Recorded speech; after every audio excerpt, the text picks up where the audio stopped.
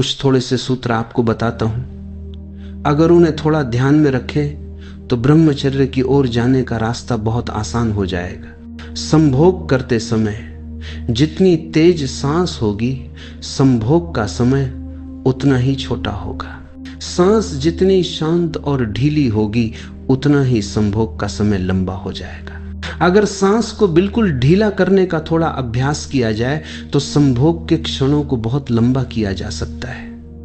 और जब संभोग के क्षण लंबे होंगे, तभी उसके भीतर से समाधि का वो अनुभव शुरू होगा, जिसका सूत्र मैंने बताया, निरहंकार भाव, ईगोलेसनेस और टाइमलेसनेस का अनुभव। इसलिए सांस बहुत ढीली होनी चाहिए। सांस के ढीली होते ही संभोग की गहराई खुलने लगती है, उसके राज प्रकट होने लगते हैं। और दूसरी बात, संभोग के क्षण में ध्यान दोनों आंखों के बीच, जहां योग आज्ञा चक्र बताता है, वहां हो। अगर ध्यान वहां हो तो संभोग की सीमा और समय 3 घंटे तक बढ़ सकता है। और एक गहरा संभोग आदमी को हमेशा के लिए ब्रह्मचर्य में स्थापित कर सकता है। सिर्फ इस जन्म के लिए ही नहीं, बल्कि अगले जन्मों के लिए भी। किसी बहन ने मुझे पत्र लिखा है और पूछा है, विनोबा तो बाल ब्रह्मचारी हैं, क्या उन्हें समाधि का अनुभव नहीं हुआ होगा? मेरे बारे में भी पूछा कि मैंने तो विवाह नहीं किया, मैं भी बाल ब्रह्मचारी हूं, तो क्या मुझे समाधि का अनुभव नहीं हुआ होगा? उस बहन से, अगर वे यहां मौजूद हों, मैं कहना चाहता हूं विनोबा को, मुझे या किसी को भी बिना अनुभव के ब्रह्मचर्य हासिल नहीं होता। वो अनुभव चाहे इस जन्म का हो या पिछले जन्म का।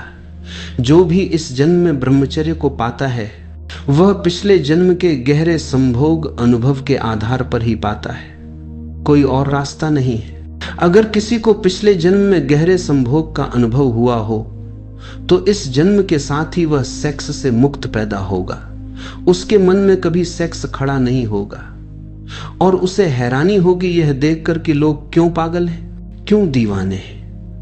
उसे यह भी मुश्किल होगी कि कौन स्त्री है, कौन पुरुष है, ये पहचानने में और दूरी बनाए रखने में। लेकिन अगर कोई सोचता है कि बिना गहरे अनुभव के कोई बाल ब्रह्मचारी हो सकता है, तो वो ब्रह्मचारी नहीं होगा, सिर्फ पागल हो जाएगा। जो लोग जबरदस्ती ब्रह्मचर्य थोपते हैं, वे विक्षिप्त हो जाते हैं और कहीं भी नहीं पहुंच पाते।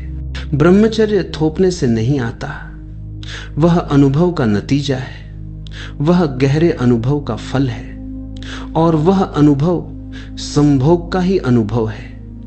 अगर वह अनुभव एक बार भी हो जाए तो अनंत जीवन की यात्रा के लिए